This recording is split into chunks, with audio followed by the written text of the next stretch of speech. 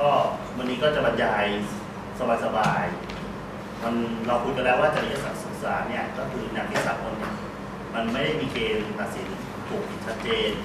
ไม่ได้มีเกณฑ์หนึ่งเกณฑ์ที่ใช้ตัดสินทุกอย่างหรือมีกลุ่มของเกณฑ์ที่ใช้ตัดสินมุมมองของความเป็นสากลหรือความเป็นหลักนวยุคเนี่ยมันจะเริ่มมองว่าเกณฑ์เนี่ยมันมีสภาวะเป็นสหอะไรนะ relative มันเป็นสัมพัทธ์เพราะว่ามันมีปัจจัยที่ต้องเข้ามาคิดครับดังนั้นจริยศาสตร์เองเนี่ยในมุมมองของสากลเองเนี่ยจึงพิจารณาจากสองฐานก็คือฐานนิยามกับฐานประวัติศาสตร์แล้วก็มีตัวแกนที่ใช้มองอยู่5ด้านก็คือวิทยาศาสตร์จิตวิทยาสังคมวิทยาปรัชญาศาสนามี5แกนที่เราใช้ดูกันซึ่งคราวที่แล้วเนี่ยเราก็ได้พูดฐานประวัติศาสตร์ไปแล้วเราได้พูดแกนของจิตวิทยาและสังคมวิทยาไปแล้วว่าแนวคิดทางจิตวิทยากับสังคมวิทยาเนี่ยมองอะไรอย่างไรในเรื่องของพฤติกรรมนะครับแล้วก็ความประพฤติในแง่ของประวัติศาสตร์เรามองจริยศาสตร์เรามองเรื่องของการทีนี้ในแกนของวิทยาศาสตร์มองอะไรแล้วเขาเกี่ยวข้องอะไรในจุดที่เราต้องใช้มองนะครับหลักการเองในการคิดเนี่ยเขาไม่เยอะแต่มันเป็นเงื่อนในการตัดสินแบบวิทยาศาสตร์ซึ่งอยากให้นักศึกษาเข้าใจคำว่าวิทยาศาสตร์คือศาสตร์แห่งความรู้เพราะฉะนั้นคำว่าวิทยาศาสตร์คือศาสตร์แห่งความรู้ไม่ได้บอกว่าเป็นวิทยาศาสตร์แบบที่เป็นวิทยาศาสตร์สมัยใหม่ที่เราเห็นไปทุกวันนี้บอกมันเป็นตัวตั้งต้นฐานคิดว่าศาสตร์แห่งความรู้คืออะไรเพียงแต่ว่าพอเราตัดจิตวิทยาแล้วออกไปแล้วสังคมวิทยาออกไปแล้วทุกนี้ออกไปแล้วเนี่ยตัวศาสตร์แห่งความรู้เองเนี่ยมันจึงสนใจสิ่งที่เป็นวิทยาศาสตร์ปัจจุบันพอสมควรแต่เราไม่ได้ไปสอนคำนวณฟิสิกส์หรือคำนวณเคมีแต่ให้มองว่าความรู้เหล่านั้นเนี่ยมันมีประโยชน์ในการตัดสินจริยธรรมทีนี้เราเคยถามว่าจริยศาสตร์เนี่ยมันเกิดจากคำถามว่า how to live well เราจะอยู่อย่างมีชีวิตที่ดีอย่างไรนะครับนั่นคือคำถามที่มันถามกันมาตั้งแต่สมัยโซฟิสเหล่านักคิดทั้งหลายตั้งแต่ยุคโรมันเนี่ยถามว่าเราจะมีชีวิตที่ดีอย่างไรมันก็เลยออกมาสู่แนวคิดที่ว่าถ้าเราจะมีชีวิตที่ดีส่วนตัวเราก็ต้องมีความรู้เราต้องมีจริยธรรมเราต้องมี virtue คือมีคุณธรรมถ้าเราจะอยู่ในครอบครัวที่ดีเราต้องมีเศรษฐศาสตร์ที่ดีมี economics ถ้าเราจะอยู่ในสังคมประเทศที่ดีเราต้องมีรัฐศาสตร์ที่ดีนี่คือการขยายแนวคิดระหว่างจริยศาสตร์เศรษฐศาสตร์และรัฐศาสตร์ถ้าเรามาถึงมุมมองปัจจุบันนะครับตอบคำถามคำเดียวนี่แหละแต่ว่ามีระดับที่ต่างกันก็กลายเป็นคนละวิชาแต่ว่าแนวคิดของวิทยาศาสตร์จริยะคำถามมันชิดอยู่ตัวหนึ่งคือมันไม่ได้ถามว่าเราจะอยู่ดีอย่างไรแต่มันถามว่าอะไรคือสิ่งดีที่ต้องทำคำถามมันเปลี่ยนนะคำถามมันเหมือนคำถามศาสนาเพราะว่ากระแส scientific เนี่ยเป็นกระแสที่วิ่งแซงหน้ากระแสศาสนาตอนที่มีการเปลี่ยนยุคกลางมาเป็นยุคสมัยใหม่ถูกไหมครับคำถามของวิทยาศาสตร์ในวิทยาศาสตร์ตั้งต้นเองเนี่ยไม่ได้บอกว่าตัวเองจะบอกว่าสังคมจะอยู่ดีอย่างไรแต่ตัวเองบอกก่อนว่าอะไรคือสิ่งถูกต้องที่ต้องทำเพราะว่าณขณะนั้นเนี่ยกลุ่ม enlightenment คือกลุ่มผู้ที่ปัญญาที่อยู่ในฝรั่งเศสเนี่ยกำลังบอกว่าสิ่งที่ศาสนาสอนให้คนทำมันไม่ถูกเพราะฉะนั้นคำถามใหม่ที่มันแทรกขึ้นมาก็คือ what's in the right thing to do อะไรคือสิ่งถูกต้องทำแล้วอะไรคือสิ่งถูกสิ่งถูกก็คือสิ่งที่ต้องใช้กระบวนการตรวจสอบได้เพราะฉะนั้นคำถามมันเลยชิดดังนั้นจริยธรรมในยุคที่มีการเปลี่ยนระหว่างยุคกลางมาเป็นยุคสมัยใหม่เนี่ยมันเกิดเงื่อนหมายว่าอะไรคือ right อะไรคือความถูกต้องเพราะฉะนั้นความจริงของเขาเป็นความถูกต้องมันเปลี่ยนชิดละทีนี้มันก็เกิดคำถามก็คือคนก็ย้อนกลับไปคุยเรื่อง truth เรื่องความจริงแต่วิทยาศาสตร์เนี่ยแยกบอกว่ามันมี fact มันมีข้อเท็จจริงมันมี data มันมี information จริงๆมันมี inform ใช่ไหมครับมันก็เลยเกิดแนวคิดของ scientific ethics ก็คือกรอบคิดวิทยาศาสตร์จริยะว่าเรามนุษย์เนี่ยต้องการ framework กรอบสำหรับตัดสินใจเชิงจริยธรรม นี่คือแนวคิดแบบวิทยาศาสตร์เลย เราจะตัดสินบนเงื่อนไขจริยธรรมเนี่ยมันต้องมีเฟรมเวิร์กในการคิดนะต้องมีโมเดลในการคิดต้องมีโมดูลในการคิดเห็นไหมซึ่งคำถามเนี้ยมันเป็นคำถามที่ยุคก่อนหน้านี้ทั้งหมดไม่เคยถามเพราะทุกคนจะถามแค่ว่าเกณฑ์อะไรคือมีเกณฑ์ตัดสินตามเกณฑ์แต่วิทยาศาสตร์จริยะไม่ได้ถามเกณฑ์แต่ถาม framework of decision กรอบในการคิดจากวิทยาศาสตร์อะไรคือ framework เพราะฉะนั้นนี่คือรูปแบบการเปลี่ยนเพราะฉะนั้นในเวลาที่เราพูดเรื่อง framework เนี่ยมันจึงเมื่อไหร่ที่เราพูด frame กรอบคิดเราต้องคิดอะไรบ้างเนี่ยเป็นฐานคิดจากความเป็นวิทยาศาสตร์จริยะเพราะฉะนั้นหลายๆที่ต้องการสร้างโมเดลในการคิดพวกนี้เนี่ยอันนี้อยู่บนพื้นฐานวิทยาศาสตร์ผมก็สิ่งที่สร้างคือ science นะ science สิ่งที่วิทยาศาสตร์จริยะสนใจและเข้ามาเกี่ยวข้องกับเรื่องจริยธรรมหรือจริยศาสตร์เนี่ยมี2เรื่องจริงๆถ้ามองมันจะมี ethics in science อีกตัวหนึ่งคู่กันกับกันก็คือจริยธรรมในวงการวิทยาศาสตร์อันนั้นจะพูดเรื่อง conduct เรื่อง misconduct ด้วยอะไรด้วยเพราะมันพูดเรื่องของพฤติกรรมของคนด้วยเป็นเรื่องของความประพฤติของนักวิทยาศาสตร์หรือบุคลากรในสายวิทยาศาสตร์ด้วยแต่ว่าถ้าพูดแค่ scientific ethics จะมีแค่2ตัวว่าสิ่งที่เกิดขึ้น scientific เนี่ยเขาจะไม่ได้มองเป็นเรื่องของ action reaction เท่านั้นแต่เขามองเป็น event มองเป็นเหตุการณ์มองเป็น phenomena คือมองเป็นปรากฏการณ์สิ่งที่เขามองก็คือสิ่งที่เกิดขึ้นนั้นเป็น mistake ไหมเป็นความผิดพลาดใช่ไหมเป็นความคลาดเคลื่อนใช่ไหม2ก็คือมองว่ามันเป็น non compliant comply คือเกิดเป็นแบบนี้เช่นเอาออกซิเจนผสมกับไฮโดรเจนด้วยอัตราส่วน2:1ปุ๊บมันต้องได้น้ำทุกครั้งที่ผสมแบบนี้ต้องได้น้ำใช่ไหมใช่ H2O ยังไงก็ต้องเป็นน้ำแล้วมันมีภาวะไหนที่ H2O ไม่เป็นน้ำไหมมันจะมีภาวะที่เกิดขึ้นเราเรียกตรงนี้ว่า non compliant เพราะฉะนั้นสิ่งที่เกิดขึ้นมันมีภาวะ non compliant ไหมซึ่งมันจะต่างจาก mistake คือเราทำพลาดแต่ non compliant คือมันมีสิ่งที่เกิดขึ้นแบบ non compliant ได้ในวิชาชีพต่างๆที่ต้องมีการตรวจสอบซ้ำต้องมีการสอบทวนต้องมีการสอบประเมินเขาจะดูวิธีการทำงานว่าการทำงานเนี่ยมัน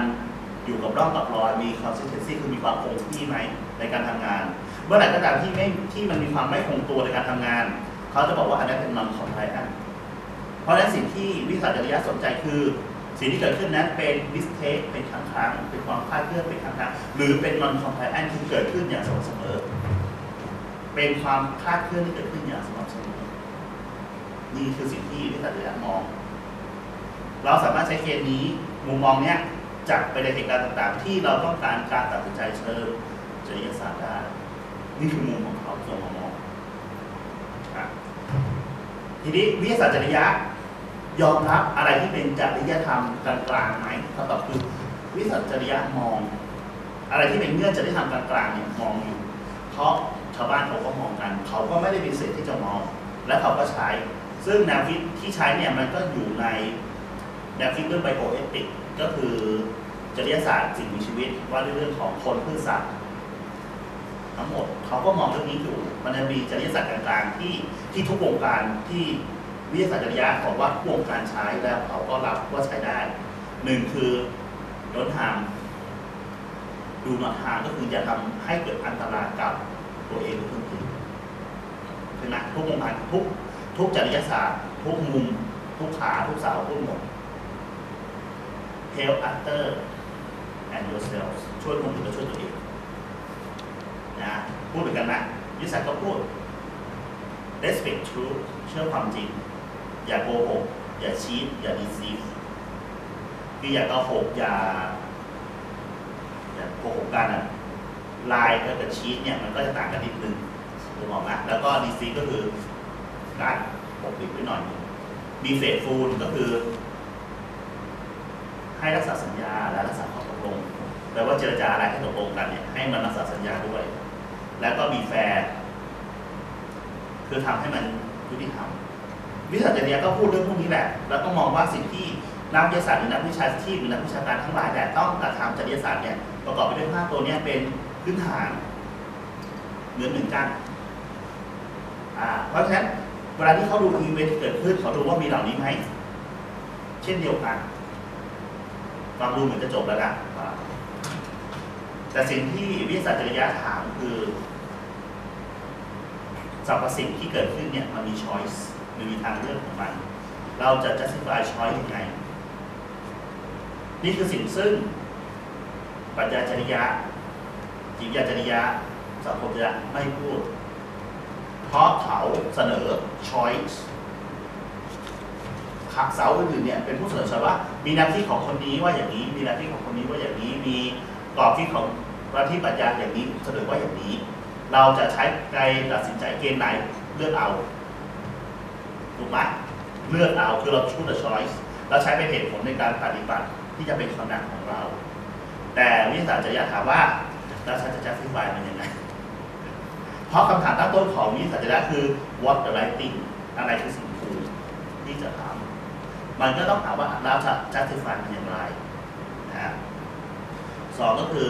can I live with it afterward แล้วฉันจะอยู่กับมันต่อไปอย่างไรแสดงว่าวิทยาศาสตร์จริยะมองสิ่งที่เป็นอนาคต future หลังจากที่ justify แล้วว่าอันนี้ถูกแล้วต่อไปมันจะเป็นอะไรต่อไปสามก็คือ are there actors who can advise me ในแนวทางที่ฉันเลือกเนี่ยมีที่ปรึกษาป่ะจะเห็นได้ว่าวิทยาศาสตร์จริยะไม่ได้ตั้งตนเป็นผู้รู้เองเรื่องนี้แต่ถามว่าถ้าฉันเลือกแบบนี้มีใครเป็นที่ปรึกษามีใครรู้เรื่องที่ฉันสนใจจะศึกษานี้ไหมเขาถามนะส่วนใครที่ตั้งตัวเป็นผู้รู้ก็โอเคก็คือเขาคาดข้อนี้แต่สิ่งหนึ่งที่วิทยาศาสตร์จริยะอาร์ตไว้เป็นมุกก็คือ gut feeling GUT gut เนี่ยคือภูมิมันมีอีเดียมสมัยก่อนที่บอกว่าความฉลาดอยู่ที่ภูมิใครภูมิใหญ่ก็ฉลาดมากการตัดสินใจบางเรื่องมันเป็นการตัดสินใจที่มันต้องมาจากไหวพริบปณิธานเขาเลยเรียกว่า gut feeling บางเรื่องเป็น gut feeling นะมันไม่ใช่เรื่องเหตุผลมันเป็น gut feeling เพราะฉะนั้นนี่คือสิ่งที่ใช่ไหมgut feeling ภูมิใหญ่ๆครับเพราะฉะนั้นอาจารย์เมธาก็ตัวรับภูมิใหญ่นะมันจะได้ดูมีกันกลืนใช่แบบอาจจะคำว่ากลืนตัดเส้นจะกลืนใช่ลืมไปภาษาไทยใช้คำว่ากลืนจริงบางเรื่องเนี่ยการตัดใจมันเป็นเรื่องของกลืนเรื่องของgut feeling ของเราโดยเป็นไหวพริบของแต่ละคนนี่คือสิ่งที่วิทยาศาสตร์จริยะยังมีเควสให้คนที่จะใช้แนวคิดนี้ต้องตั้งคำถามทีนี้แล้วอะไรเป็นแกนที่ชัดเจนของวิทยาศาสตร์จริยะล่ะจากมุมมองที่เราเห็นวิทยาศาสตร์จริยะมันคืออะไรวิทยาศาสตร์จริยะบอกว่าข้าพเจ้าคือ the search for truth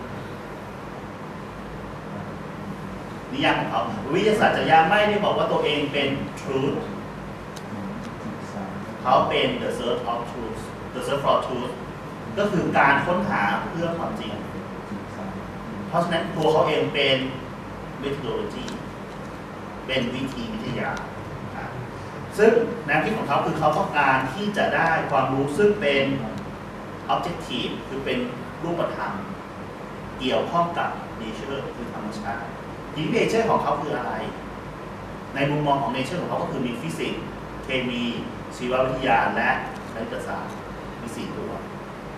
เขาเป็น the source of truth เขามี truth 4ตัวเนี่ยเขาสามารถบอก truth ทางฟิสิกส์ได้บอก truth ทาง chemistry ได้บอก truth ทาง biology ได้บอก truth ทาง mathematics ได้แล้วเขาสามารถใช้สิ่งตัวนี้ไปบอกว่าอีเวนต์ที่เกิดขึ้นเนี่ยมันจริงอะไร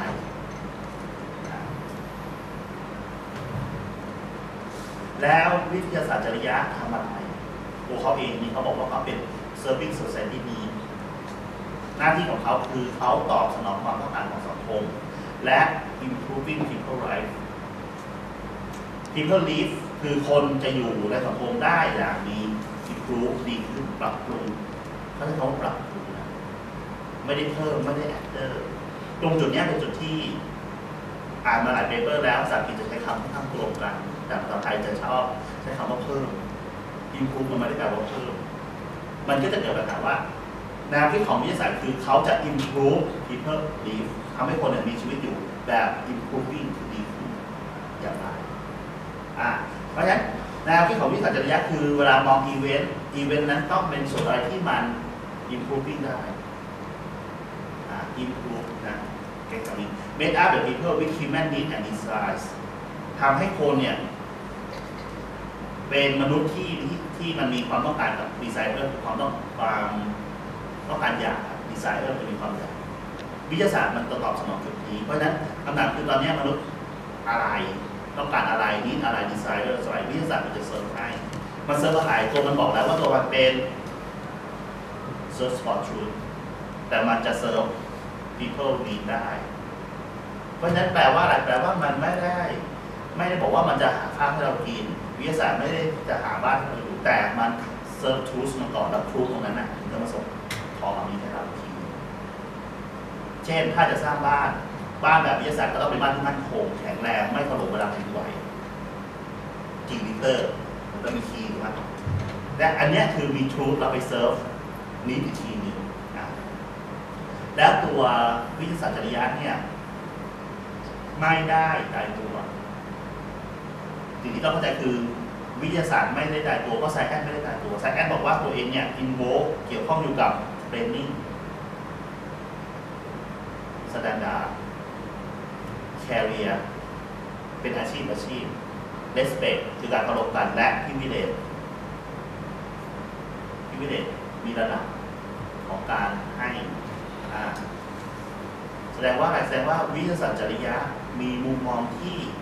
ชัดเจนในการเซิร์ฟทรูธด้วยแต่ว่าไม่จำเป็นต้องพูดความจริงถึงที่สุดเพราะบางเรื่องมันถ้าพูดความจริงถึงที่สุดเอาง่ายๆสมมติฟิสิกส์ต้องค้นพบว่ามันมี gravitational wave จริงๆแต่ถามว่าจะเอา gravitational wave มาอธิบายทุกเรื่องที่เกิดขึ้นบนโลกใบนี้ได้ไหมมันลึกไปไงเพราะฉะนั้นมันมีระดับพิเศษอยู่ว่าเรื่องนี้ต้องใช้อธิบายแต่เรื่องนี้ไม่จำเป็นใช้แค่นี้อธิบายก็พออันนี้ต้องเข้าใจระดับพิเศษด้วยแต่บางเรื่องเช่นยกตัวอย่างรถเบนซ์ชนรถเก๋งยกตัวอย่างนะสิ่งที่เขาต้องรู้ไม่ได้คือไอ้รถเบนซ์มันวิ่งมาเร็วเท่าไหร่ต้องใช้วิทยาศาสตร์จริยะเพื่อหาว่ามวลเท่านี้ระยะทางเท่านี้ระยะความเร็วเป็นเท่าไหร่เป็นฟิสิกส์ต้องมีทรูธของทางฟิสิกส์อันนี้คือวิทยาศาสตร์จริยะนะเพราะฉะนั้นตัววิทยาศาสตร์จริยะตัวมันเองทำหน้าที่อะไรในเรื่องจริยศาสตร์ตัวมันเองทำหน้าที่คือ discover truth ค้นพบ discover คือมันมี cover อยู่เรา dis ก็คือเปิดการปกปิดความจริงหรือ satisfy curiosity ในสิ่งเดียวกันเนี่ยเราต้อง curious สงสัยมากขึ้นสนใจมันมากขึ้นมันเปิดมุมมองให้เราสนใจได้ไม่ใช่ว่าเฮ้ยอันนี้เป็นอย่างนี้แล้วจบป่ะวิทยาศาสตร์นี้แล้วมันทำให้เราเกิดข้อคำถามเราได้ใหม่สองก็คือ to advance knowledge ทำให้ความรู้มันก้าวหน้าสามคือ to become famous and well respected เพื่อให้มีชื่อเสียงและเป็นที่เคารพมากยิ่งขึ้นเพราะเวลาที่เราพูดอันนี้อาจจะเป็นข้อหนึ่งที่หลายคนอาจจะมองต่างกันหรือว่าตัววิทยาศาสตร์จริยะเขาเคลมว่าเวลาที่เราทำอะไรที่อยู่บนหลักการวิทยาศาสตร์เนี่ยมันพิสูจน์ได้มันพิสูจน์ได้มันทำซ้ำได้เพราะฉะนั้นผู้ที่กระทำอยู่บนวิถีนี้จะเป็นเฟมัสเพอร์ซันและเป็นที่คนรู้จะได้สเปคเพราะสิ่งที่เขาทำมันเป็นความคงตัวใช่ไหมไม่ได้ทำอะไรต่างๆลงเช่นนักวิทยาศาสตร์ทั้งหลายแหล่เวลาที่เขาทำเขามีวัตถุประสงค์ที่ดีแล้วเขาก็ทำแล้วคนก็ทำซ้ำได้มันก็เลยเกิดความมีชื่อเสียงขึ้น to get and keep a good job วิทยาศาสตร์จริยะเป็นมุมมองหรือกรอบคิดที่จะทำให้คนคนหนึ่งได้งานที่ดีย้อนกลับไปนะครับ ปัจจัยจริยะเบื้องต้นเราเลยอันที่หนึ่งประวัติศาสตร์จริยะสังคมจริยะจิตวิทยาจริยะไม่เคยพูดเรื่องจ็อบเลยไม่เคยพูดเรื่องงานแต่วิทยาศาสตร์จริยะพูดเรื่องงานและอาชีพถูกไหมอันเนี้ยเลยทำไปสู่เรื่องของในจรรยาบรรณคุณจะพูดจ็อบได้ยังไงก็เมื่อคุณมีการทำงานที่เป็นไซแอนทำงานที่ไม่มีสเตททำงานที่ไม่มีนอนของใครทันคุณจะทำงานได้ดีคุณก็จะออนอยู่บนฟูลจ็อบทำงานได้เห็นไหมทูริสเป็นแบบพิเศษปลายทางเพื่อให้มีชีวิตที่ดีและมีความสุขแฮปปี้เน็ตเนาะก็คอยไปดูว่าแฮปปี้เน็ตในมุมของวิทยาศาสตร์จริยะกับแฮปปี้เน็ตของเราเป็นเรื่องเดียวกันนะเพราะเขาแยกรีเวลออกมาแล้วเห็นไหม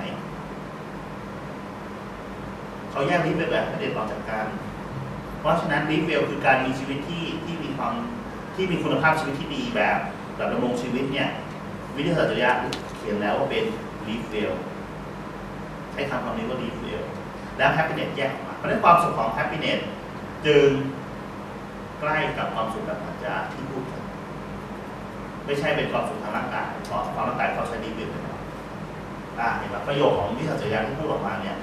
เคลมล่าสุดของเขาที่เคลมออกมาเนี่ยเขาพูดตัวเดียวกันโอเคนะครับทีนี้ในวงการวิทยาศาสตร์หรือคนที่ใช้แนวคิดทางวิทยาศาสตร์เนี่ยมันก็เกิดปัญหาเหมือนกันถูกไหมมันเลยเกิดวิชาที่เรียกว่า Ethics in Science จากวิทยาศาสตร์ใน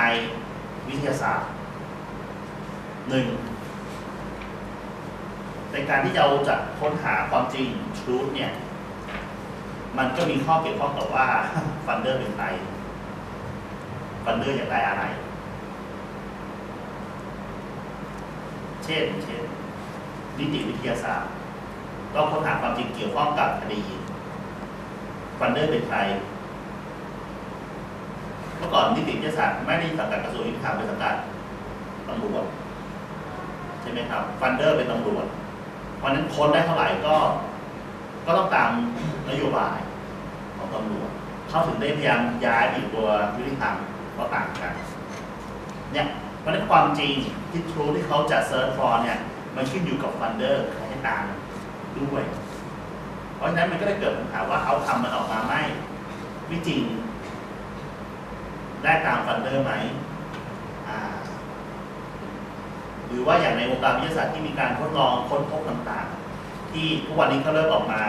พูดย้อนแย้งกันว่าไอ้สิ่งที่เคยเสนอไปเมื่อ10 ปีที่แล้วกลายเป็นสแตนดาร์ดโลกแล้วว่าจริงๆแล้วมันเฟกมันถูกชี้นำโดยบริษัทผู้ให้ทุนอะไรอย่างเงี้ยเนี่ยคือแนวคิดที่ว่ามันเป็นจากปัญหาจริยศาสตร์ที่ซ่อนอยู่ในวงการวิทยาศาสตร์ก็คือสิ่งที่เป็นความต้องการของนายจ้างหรือฟันเดอร์เนี่ยมันเป็นไปตาม societal needs ก็คือแนวความต้องการของสังคมจริงๆหรือเปล่าแนวคิดนี้มันก็ย้อนกลับมาถามเรื่องพวกผลิตพวกยาบำรุงอาหารเสริมเรื่องการแพทย์ทางเลือกเรื่องการทดลองต่างๆว่าไอ้สิ่งที่มันทำมันเป็นนิดของเอ็กซ์เพรสนะก็คือผู้จ้างอยากให้ทำอันนี้แต่อันเนี้ยจริงๆแล้วมันเป็นนิดของสังคมหรือสร้างนิดใหม่แต่ตัววิทยาศาสตร์เองเนี่ยขณะคือเรามุมมองคือสิ่งที่ทำสิ่งที่สร้างเนี่ยมันมองง่ายๆคดีเบสชนเก่งการพิสูจแอลกอฮอล์ว่า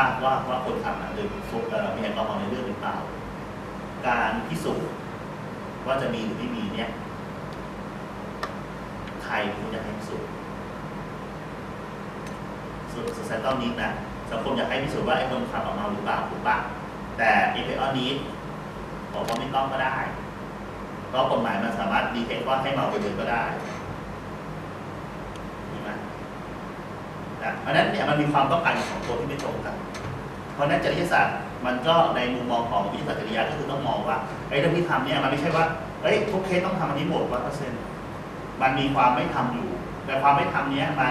มันมีนี้ของสองส่วนที่ไม่ตรงกันไหมและตัวเนี้ยมันทำให้เกิดสิ่งที่เรียกว่า mistake หรือเปล่าหรือ non compliant หรือเปล่าเช่นถ้าอันนี้มันถูกระบุว่ามันเป็น standard ต้องทำสเต็ป1 2 3 4 5 6แล้วคุณไม่ทำเป็น non compliant แต่ว่าถ้าอันนี้ไม่ทำเพราะว่าก็มีไม่ทำอยู่แล้วที่แบบว่ามันไม่ได้เป็นสแตนดาร์ดชัดเจนสิ่งที่ไม่ทำครั้งนี้เป็นแค่ mistake หรือเปล่าถ้าเป็นแค่ mistake คนไม่ทำผิดแค่ไหนคนทำเป็นอย่างไรเนี่ยนี่คือจุดที่ต้องมองตัวที่ 3ก็คือ need for advancement ถ้าจะทำให้ดีขึ้นต้องทำอะไรอันนี้ก็แล้วมันไอสิ่งที่ทำเนี้ยมันทำให้เกิดถ้าเราเคยดูหนังพวกประมาณ CSI หรือหนังเกี่ยวกับการสืบสวนจะพบว่ามันมีบางครั้งที่ตำรวจรู้ว่าเหตุการณ์เนี้ยฆาตกรรมเนี้ยหรืออะไรเงี้ยมันเกี่ยวข้องเชื่อมโยงไปหาผู้มีอิทธิพลแล้วต้องการจะเชื่อมก็ทำการพยายามค้นให้เยอะที่สุดสืบให้เยอะที่สุดเก็บหลักฐานให้เยอะที่สุดเพื่อดึงไปถึงปลายทางให้ได้แปลว่าในกระบวนการ searching for truth เนี่ยมันมี intention เกิดขึ้นคือมุ่งเป้าอะไรเพราะฉะนั้นคุณค้นพบความจริงมุ่งเป้าถ้ามันยังไม่ได้ก็ต้องค้นไปเรื่อยๆกว่ามันจะได้ทีนี้การมุ่งเป้าแบบนี้มันเป็นความไม่ปกติใช่ปะนี่คือสิ่งที่วิสัชจริยะมองไม่ใช่เราต้องค้นหาความจริงให้ถึงที่สุดวิสัชจริยะไม่ได้มองว่าเราค้นหาความจริงที่สุดแต่เขามองว่ามันมี intention ซ่อนอยู่ใช่ไหมคนที่ค้นเนี่ยค้นตาม intention ใช่หรือเปล่าใช่ตามเจตจำนงมุ่งเป้าใช่ไหมตัวนักวิทยาตัวกระบวนการวิทยาศาสตร์เนี่ยถูกใช้เป็นเครื่องมือเพื่อมุ่งเป้าโดยที่ตัวมันเองไม่ได้ฟังก์ชันแบบนั้นเพราะวิทยาศาสตร์ไม่ได้มองเรื่องการว่าตัวมันเองมองว่ามันจะทำยังไงให้กระบวนการของมันตรวจสอบให้ถูกต้องที่สุดไม่ใช่ผิดเพราะการมุ่งเป้าจะทำให้เกิด bias เคยทดลองอะไรสักอย่างมาแล้วเราสมัยเรียนมัธยมก็ได้คนส่วนใหญ่ให้ทดลองให้ปลูกต้นไม้แล้วปลูกอะไรนะคะที่ให้เราใส่สีไล่สีมันวิ่งขึ้นไปบนต้นไม้ผมจำไม่ได้ทุกคนต้องทำให้ได้ให้สิ่งขึ้นไปในเนื้อเยื่อของต้นไม้ให้ได้เพราะนั้นคือมันมี intention แบบนั้นอยู่มันก็มีวิธีการคลิกคีย์เพื่อให้ผลเป็นแบบนั้นนี่คือสิ่งที่วิสัชจริยะมองว่าผลของวิสัชจริยะเพราะว่าวิสัชจริยะ searching for truth แต่ truth ของคุณที่ search ได้มาเนี่ย tricky ไหมถ้ามัน tricky มันเป็นเรื่องดังนั้นสิ่งที่วิทยาศาสตร์จริยะหรือมุมมองทางวิทยาศาสตร์จริยะเองก็ถามมันเองอยู่ภายในด้วยแล้วก็เป็นมุมมองที่เวลาที่เราจะใช้วิทยาศาสตร์ในการตัดสินจริยศาสตร์เนี่ยต้องมองตัวนี้ก็คือ1 truth ที่เราเซิร์ชได้มันคืออะไร2มันมีสิ่งที่เซิร์ชได้เนี่ยมันเป็น open-net หรือเป็น secondary มันเป็นสิ่งที่ต้องเปิดเผยหรือว่าค้นพบเสร็จแล้วมันต้องปิดไว้ถ้าเราดูหนังวิทยาศาสตร์ไซไฟประมาณว่าเขาค้นพบว่าโลกจะแตกในอีก3 วันเงี้ยจะพูดออกมาทันทีหรือว่าจะปิดไว้ก่อนเนี่ยนี่คือมุมมองที่มีคนถามเยอะมากแล้ววิทยาศาสตร์จริยะเขาบอกว่าบางครั้งความจริงที่ค้นพบไม่จำเป็นต้องถูกเปิดเผยในหลายๆเรื่องในหลายๆอย่างที่เราพิจารณาในอีเวนต์แต่ว่าถ้าไปมุมมองของจิตวิทยาหรือมุมมองของปรัชญาหรือสังคมทรูต้องเปิดเผยต่างกันแล้ววิทยาศาสตร์จริยะมันมีที่ต่างกัน2ก็คือมันมี cooperation ความร่วมมือในการค้นพบความจริงอันนี้หรือค้นความจริงอันนี้หรือมันมี competition เกิดขึ้นสิ่งที่เกิดขึ้นเนี่ยเป็นอะไร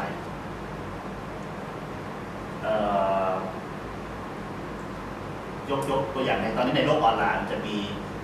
เพจแฟนเพจอันนึงชื่อ CSI อะไรทุกอย่างนะจำไม่ได้นะ CSI LA อะไรทุกอย่างนะที่เขาจะทำตัวเป็นนักสืบเองนึกออกไหมครับแล้วก็เก็บรวบรวมหลักฐานอะไรของเขาแบบแล้วเขาก็เขียนเองว่าเหตุการณ์ครั้งนี้เป็นยังไงอะไรยังไงปุ๊บเขาทำตัวเป็นคอมเพลทีฟกับตัวหน่วยงานที่มีคนพิสูจน์หลักฐานซึ่ง truth ทางวิทยาศาสตร์ที่มันเจอออกมามันเหมือนกันไหมมันจะมีหน่วยงานไหนหน่วยงานที่ทำตัวเมื่อก่อนมันจะมีกองพิสูจน์หลักฐานของตำรวจ มีทางทหารก็มีทางหน่วยงานตรวจสอบต่างๆมันจะมีฝ่ายพิสูจน์เสร็จแล้วมันมีฝั่งนี้มันต้องมีexternal audit คนภายนอกเข้ามามีการส่งไปตรวจในระดับที่3เพื่อเทียบผลของมันเนี่ยมันเป็นความร่วมมือหรือเป็นการแข่งขันถ้าเป็นความร่วมมือผลจะเป็นแบบไหนมีอิทธิพลต่อกันไหมถ้าเป็นเรื่องของการแข่งขันผลมันจะเปลี่ยนไหมเพราะวิทยาศาสตร์จริยะพูดเรื่องผลเพราะผลที่ได้มันจะเป็นแฟกต์ที่มันไม่จริงconflict of interest ไหม COI ตัวนี้เป็นสิ่งที่พูดมากคือเรื่องนี้คุณเกี่ยวข้องหรือเปล่าเช่น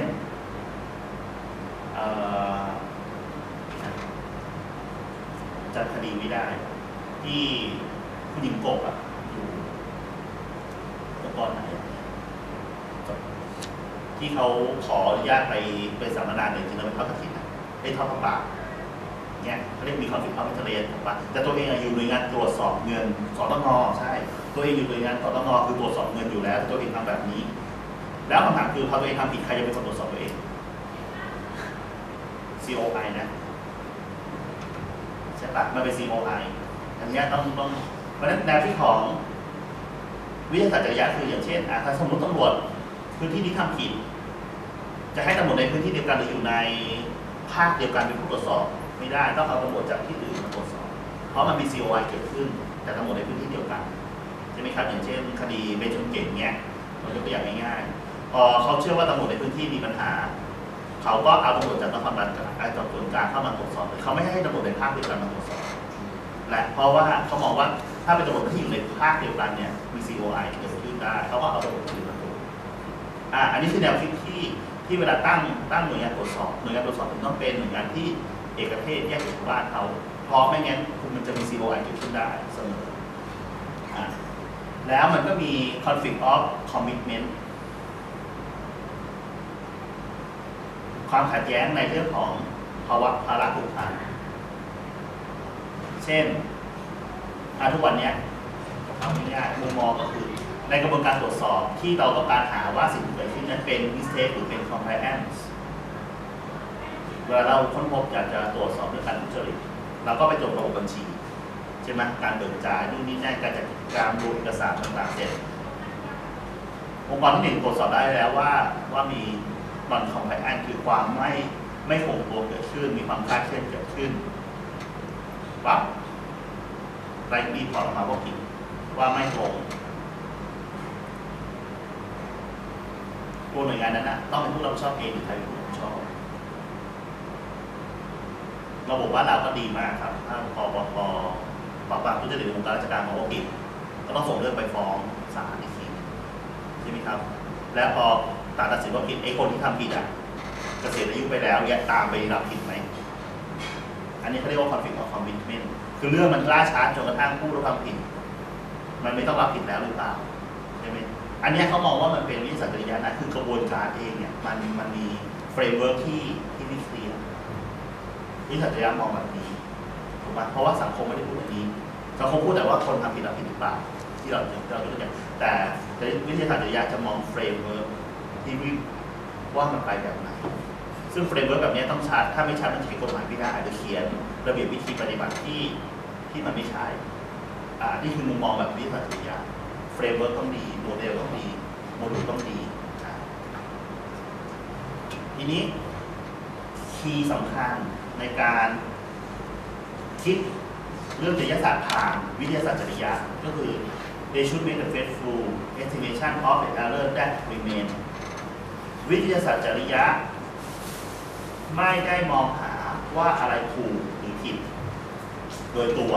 เพราะตัววิทยาศาสตร์จริยะไม่ได้ตัดสินว่าถูกหรือผิดนะครับเราตัดสินถูกผิดผ่านสังคมวิทยาจิตวิทยาปรัชญาศาสนาอันนี้คือการตัดสินถูกผิดเพราะมันเป็นเรื่องจริยศาสตร์แต่ตัววิทยาศาสตร์จริยะเองจริงๆตัวมันตัดสินว่ามันเป็น error เป็นข้อความผิดพลาดที่เหลืออยู่ใช่ไหมตัวมันค้นพบ mistakes หน้าที่ของเขาจริงๆคือเขารีพอร์ตตัว mistake ตัวความคลาดเคลื่อนตัว error ที่เกิดขึ้นและประมาณได้ว่ามันเป็นอะไร estimation แล้วต้องนำเสนอตัวนี้ในฐานะ data วิทยาศาสตร์จริยะนำเสนอสิ่งที่เขาค้นพบในฐานะ Data เท่านั้น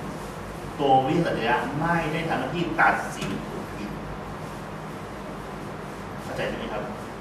เขาเสนอ Data และ Data ของเขาถ้าผ่านกระบวนการที่ถูกต้องเราเชื่อว่า Data นี้เป็น Fact แล้วเขาก็จะเอา Data นี้ไปใช้การในการประมวลตามจริยศาสตร์ตามรัฐศาสตร์ตามกฎหมายตามวิธีต่างๆเพื่อบอกได้ว่ามันถูกหรือมันผิดแต่วิทยาศาสตร์จริยะเป็นผู้ให้ Data เพราะฉะนั้นตัววิทยาศาสตร์จริยะไม่ได้ผู้ตัดสินคนที่ตรวจสอบวัตถุพยานไม่ได้เป็นคนบอกได้ว่าใครผิดเขาแค่ค้นพบ Data ว่าวัตถุพยานที่นี้มันมีลายนิ้วมือของใครหรือมันทำมาจากระเบิดอะไรหรือว่ามันผลิตมาจากไหนเขาค้นพบtruth เท่านั้นนะเพราะฉะนั้นโดยหลักการของวิทยาศาสตร์จริยะมันมีอยู่แค่นี้หลักการคุณมีแค่นี้คือหนึ่งมันมีแอร์เรอร์อะไรสองคือมันสามารถรีพอร์ตเป็น Data ได้ไหมสิ่งที่เกิดขึ้นเป็น mistake เป็นความผิดพลาดหรือเป็น non compliant non compliant คือมันมีระบบอยู่แล้วทำไม่ถูกระบบใช่ไหมนี่คือแนวของวิทยาศาสตร์จริยะนะครับดังนั้นเวลาที่เราคุยอย่างนี้เสร็จโดยปกติก็ต้องยกตัวอย่างมี case study อะไรสักเรื่องหนึ่งที่เกี่ยวข้องกับกระบวนการทางวิทยาศาสตร์หรือกระบวนการในทางสังคมที่เราต้องการค้นพบว่าถูกหรือผิดเช่นเราพูดมา2 ครั้งกรณีเบนซ์ชนเก่งถูกไหมเบนซ์ชนเก่งสิ่งที่สังคมนี้ก็คืออยากรู้ว่ามันเกิดอะไรขึ้นถูกปะตอนนี้มันก็มีจิตวิทยาจริยะพูดแล้วพ่อแม่เศร้าเสียใจไอ้คนขับรถมันมีความเบียดเบียนทางเพศจิตวิทยาจริยะสังคมจริยะนะสังคมจริยะคือเนี่ยมันเป็นความผิดเมาแล้วขับหรือเปล่านู่นนี่นั่นอะไรเงี้ยนะครับใช่ไหมครับทุกจริยศาสตร์ในแต่ละด้านเนี่ยก็จะพูดกันละแต่ว่าวิทยาศาสตร์จริยะพูดอะไรก็คือ1เขาค้นพบอะไรค้นพบยาแก้โรคซึมเศร้าใช่ไหมไม่ได้ตรวจแอลกอฮอล์คนขับไม่ได้เจาะเลือดพิสูจน์รถวิ่งงานด้วยความเร็ววิ่งชนเสร็จรถเก๋งพลิกแล้วเหตุการณ์ที่เกิดขึ้นคือผู้ชายออกมาก่อนแล้วพยายามจะไปช่วยผู้หญิงแล้วถึงระเบิดไล่อีเวนต์นะวิทยาศาสตร์จริยะจะมองว่า1อะไรคือมิสเทคที่เกิดขึ้นในระบบนี้คือมองทั้งอีเวนต์ถูกไหมอะไรมีมิสเทคไหมมันมีมิสเทคแต่ตัวนี้มันมีความรู้ผิดนะคือการที่อยู่ดีรถเบนซ์วิ่งเข้าไปชนรถเก๋งได้เนี่ยมันต้องมีมิสเทคเกิดขึ้นอยู่แล้วล่ะแต่ว่ามิสเทคของมันเนี่ยเป็นอะไร2คือสิ่งที่ตำรวจทำการไม่ตรวจแอลกอฮอล์การไม่ตรวจเลือดเป็น non compliant ไหมคือสิ่งที่โดยปกติเป็นสแตนดาร์ดต้องทำแล้วเขาไม่ทำใช่ไหมสังคมบอกว่าเนี่ยตำรวจต้องทำคำว่าต้องทำเนี้ยมันเป็นโปรเซสปกติที่ตำรวจทำหรือมันเป็นโปรเซสไม่ปกติตำรวจเขาก็ออกมาบอกว่าโดยกฎระเบียบของเขาไม่จำเป็นต้องทำก็ได้เพราะฉะนั้นไม่สามารถชี้ว่าเป็น non compliant นะเพราะฉะนั้นโดยจากวิทยาศาสตร์จริยะตำรวจไม่ได้ผิดเพราะมันไม่ใช่ non compliant เขาไม่ได้คือลูกค้าต้องทำอันนี้แล้วเขาไม่ได้ทำอันนี้ถือว่าผิดหรือทำค่าเคลื่อนถือว่าผิดแต่นี่คือโดยกฎเขาไม่มีที่ทำก็ลูกค้าที่ทำเป็นออปชั่นและจากวิทยาศาสตร์จริยะตำรวจไม่ผิดเพราะนั้นตำรวจถึงได้ถูกตัดสินว่าผิดวินัยขั้นไม่ร้ายแรงอย่างถามว่าตัดสินอย่างนั้นคนที่เข้าคนที่มันมีจิตวิทยาหรือสังคมวิทยาจริยะก็จะบอกว่าเนี่ยเป็นการเข้าข้างกันเปล่าถ้ามองจากฐานวิทยาศาสตร์จริยะจะไม่ใช่การตัดสินนั้นถูกต้องแล้วเพราะสิ่งที่ทำมันไม่ใช่นอนของใครนะไม่ใช่ละเลยสิ่งที่ต้องทำเปล่ามันแค่ไม่ทำเฉยๆในสิ่งที่ไม่ทำก็ได้ใช่ไหมครับอีเวนท์ที่เกิดขึ้นจริงคือมันเกิดเพราะว่าแก๊สระเบิดรถคันนั้นใช่ไหมคำถามก็คือแก๊สที่ระเบิดเนี่ยระเบิดเพราะรถชนหรือมันระเบิดเพราะระบบแก๊สไม่ดีนี่คือการพิสูจน์ผู้หญิงติดอยู่ในรถเพราะการรถชนและทำให้ติดอยู่กับที่นั่งเป็นการผิดคือมันเป็นแรงกระแทก แบบฟิสิกส์ที่รถมันชนแล้วรถคันนั้นพลิกคว่ำไปชนถนนจนกระทั่งส่วนที่นั่งมันติดกันผู้หญิงเลยออกมาไม่ได้ หรือเป็นเพราะการออกแบบรถฟอร์ดมันมีปัญหาวิสัชจริยะต้องหาขนาดนั้น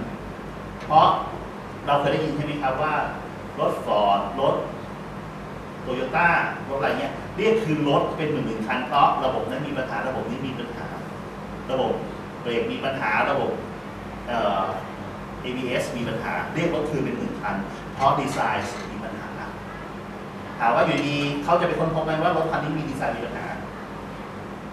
ไม่ใช่นะที่เรียกคือรถเป็นหมื่นคันที่ออกประกาศเป็นระยะในรอบหลายปีที่ผ่านมาเกิดขึ้นเนื่องจากอุบัติเหตุแล้วพบได้ว่าระบบรถมันมีปัญหาจึงเกิดการเรียกรถคือเขานำคือฟอร์ดคันนั้นที่มีปัญหาเนี่ยเป็นระบบรถด้วยหรือเปล่าเนี่ยคือสิ่งที่ไซน์ต้องไปพิสูจมาก่อนด้วยแต่ถามว่ามีใครถามไหมไม่มีใครถามไงบ้านเราไม่มีใครคิดผ่านวิทยาศาสตร์จริยะว่ามันเป็นเรื่องจากปัญหาของรถด้วยไหมทุกคนมองแค่ว่ารถมันชนแล้วมันก็กระแทกพลิกคว่ำแล้วก็ติดแล้วก็ระเบิดการระเบิดดีเลย์หลังจากที่รถพลิกคว่ำแล้วกี่นาทีแต่ว่าเป็นระบบแก๊สด้วยใช่ไหมมีการดัดแปลงเป็นระบบแก๊สแล้วระบบแก๊สเกิดแรงกระแทกทำให้เกิดการรั่วแล้วเลยระเบิดหรือว่าระบบแก๊สเองมันมีปัญหาอยู่แล้วตั้งแต่ต้นความจริงข้อเหล่านี้ทุกเหล่านี้ต้องใช้วิทยาศาสตร์ไปดูทั้งหมดก่อนแล้วเราถึงจะมองอีเวนต์นี้ทั้งหมดใหม่เพราะเราต้องรู้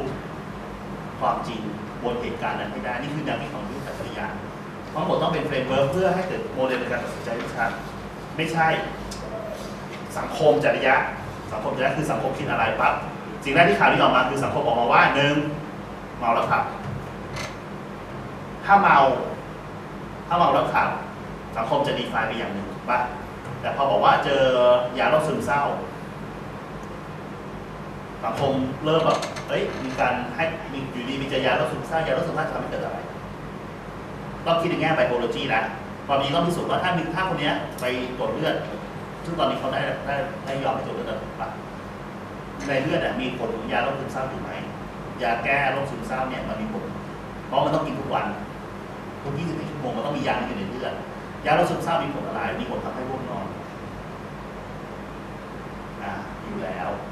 เรื่องปกติยาแก้โรคซึมเศร้าเพราะมันจะมียาเหนี่ยวนำให้หลับกับยาทำให้หลับอยู่ในตัวยาอยู่แล้วอย่างเงี้ยมันจะมีผลไบโอโลจีเพราะมันทำให้คนนี้ง่วงนอนแล้วขับรถแล้วชนมันจะต่างจากเมาแล้วขับรถแล้วชนแต่ถามว่าถ้าเผอิญไอ้เคสเนี้ยเกิดมันไม่ใช่จากภาวะโรคซึมเศร้าแล้วไม่ใช่จากภาวะเมาแต่เผอิญเกิดเนื่องจากว่าความเลือดสมองมันแตกสมมตินะสมมติมีอีกอีเวนต์หนึ่งเราสมมติว่าเกิดเป็นภาวะที่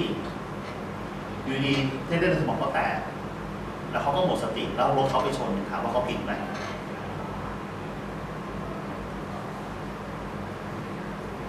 วิสัชจริยะต้องทุกได้ว่าไอ้การที่เขารถไปชนเนี่ยมันเกิดจากภาวะไหนกันแน่เป็นภาวะทางไบโอโลจีคือทางชีววิทยาที่มีต่อร่างกายของเขาเนี่ยว่าเกิดอะไรนะขณะเวลานั้นเพราะฉะนั้นในเรื่องของเราเราสามารถบอกได้ว่าณเวลาย้อนหลังไป72 ชั่วโมง84 ชั่วโมง84 ชั่วโมง100 กว่าชั่วโมงที่แล้วเนี่ยเลือดเราเป็นอะไรมันมีอะไรอยู่ในเลือดบ้างเนี่ยคือการค้นพบแต่ข้อเท็จจริงที่เป็นเคมีกับชีววิทยาเพื่ออธิบายเหตุการณ์นั้นดังนั้นถ้าด้วยแนวคิดวิทยาศาสตร์จริยะเราต้องเปลี่ยน framework of decision ก่อนมาดูสิ่งที่เกิดขึ้นที่เป็นจริงฟิสิกส์ต้องรู้ว่ารถวิ่งเข้าชนด้วยความเร็วเท่าไหร่เห็นไหมที่มีคนมานั่งคำนวณว่ารถวิ่งมาเท่าไหร่ระยะทางเท่านี้ในภาพมันกี่วิมันควรจะเป็นความเร็วเท่าไหร่เห็นไหมที่พิสูจน์มาแล้วว่า200 กิโลถูกไหมครับชนแล้วไอ้รถคันนี้รถคันหน้าที่หมุนพลิกเนี่ยหมุนพลิกแบบไหนแล้วแรงกระแทกมันทำให้เกิดการกดอัดของตัวโลหะอย่างไรอย่างพวกนี้มันเป็นฟิสิกส์จริยะมันเป็นทุกทางด้านฟิสิกส์ที่ต้องค้นทุกทางด้านเคมีชีวะที่เกี่ยวข้องของคนขับถ้าเราจะตัดสินว่าเขาถูกหรือผิดถูกไหมอธิบายอีเวนต์ทั้งหมดแล้วมันก็จะมีพวกการคำนวณที่เข้ามาเกี่ยวข้องพวกนี้ก็คือแมทแมติกเนี่ยทั้งหมดเนี่ยจะเป็นตัวพิสูจน์กระบวนการทั้งหมดว่าเป็นมิสเทคเป็นทรูธมีทรูธอะไรเป็นมีนอนคอมแพคแอนอะไรแล้วทั้งหมดเนี้ย จะต้องถูกรีพอร์ตมาในแง่ว่ามันมีอะไรเป็นความคลาดเคลื่อนด้วยตรงเนี้ยมันจะนำไปสู่เป็น Data แล้ว Data นี้ก็จะเข้าสู่กระบวนการยุติธรรมเพราะกระบวนการยุติธรรมเป็นเรื่องของการตัดสินซึ่งการตัดสินเป็นเรื่องของจริยศาสตร์ละตัวจริยศาสตร์ที่เป็นเรื่องของความยุติธรรมเป็นเรื่องของแฟร์ทั้งหมดเพราะฉะนั้นวิทยาศาสตร์จริยะเป็นเพียงแค่ผู้ตั้งข้อสงสัยต่ออีเวนท์ที่เกิดขึ้นแล้วต้องการให้มันเกิดการ search for truth เกิดขึ้นไม่ใช่ให้สังคมวิ่งไปตามจิตวิทยาจริยะและสังคมจริยะหรือปรัชญาจริยะหรือศาสนาจริยะเพราะศาลเขาบอกแล้วว่ามันมีเสาอยู่5 เสาถ้า5 เสาเนี้ยมันไม่ค้ำประกันกันเองไม่ค้ำกันเองเนี่ยยังไงมันก็เอียงระบบจริยธรรมของเราก็จะเอียงยังไงก็ต้องมีเพราะฉะนั้นเสาวิทยาศาสตร์จึงเป็นเสาสำคัญในการทักท้วงเสาอื่นๆซึ่งก็ชัดเจนมากครับว่าประเทศไทยเสาวิทยาศาสตร์จริยะไม่ค่อยมีเพราะไม่มีใครออกมาพูดเรื่องนี้เลยเพราะกระแสสังคมพูดสังคมจริยะกับจิตวิทยาจริยะกับปรัชญาจริยะศาสนาจริยะเข้ามาด้วยเพราะว่าทางท่านก็ศาสนาจริยะเยอะเหลือเกินใช่ไหมเนื่องจากว่าทั้ง2 ท่านเป็นนักศึกษาด้านศาสนาเพราะฉะนั้น4 ด้านเนี่ยไปแบบทิศทางเดียวกันเลยตอนนี้วิทยาศาสตร์จริยะเงียบเพราะฉะนั้นในการพิจารณาเรื่องจริยธรรมมันถึงต้องใช้เสาวิทยาศาสตร์จริยะอย่างมากแต่ว่าในมุมมองของปรัชญาหลังมนุษย์คือไม่ใช่เสานี้เสาเดียวเพราะเสานี้เสาเดียวมันเป็นตัวแค่ตัวมัน Data ไม่ได้เป็นตัวพิสูจน์ความดีหรือความชั่ว Data เป็นตัว Data ข้อมูลคือข้อมูล Fact คือ Fact ใช่ไหมครับเพราะฉะนั้นถ้าเราเรียนปรัชญานวยุบอกว่าอะไรที่เป็นสิ่งที่พิสูจน์ได้โดยกระบวนการวิทยาศาสตร์สิ่งนั้นเป็นจริงเมื่อมันเป็นจริงแล้วมันย่อมดีสิ่งที่เป็นจริงเป็นสิ่งที่ดีจบนะแต่วิทยาศาสตร์จริยะไม่ได้บอกแบบนั้นวิทยาศาสตร์จริยะบอกว่าสิ่งที่เขาได้มาเป็นเพียงแค่ Data และเป็น Search for Truth ส่วนการเอาไป Just ต้องการ Framework ในการ Just นี่คือสิ่งที่วิทยาศาสตร์เสนอเพิ่มขึ้นมาต้องการ Framework of Just ในการตัดสินต่างๆด้วยไม่ใช่ตัดสินได้เลยจากข้อมูลแค่นี้โอเคครับก็เป็นการอธิบายเสาอีกเสาหนึ่งเราจะเหลืออีก2 เสาก็คือเสาปรัชญากับเสาศาสนาและภูมิปัญญา